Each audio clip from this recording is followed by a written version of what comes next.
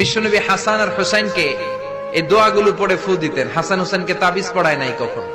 বিশ্বনবী একটা স্পেশাল দোয়া পড়তেন, বুখারীর বর্ণনা, আউযু বিকালিমাতিল্লাহি তাম্মা মিন কুল্লি শাইতানিন ওয়া হাম্মা ওয়া মিন কুল্লি আইনিন লাম্মা।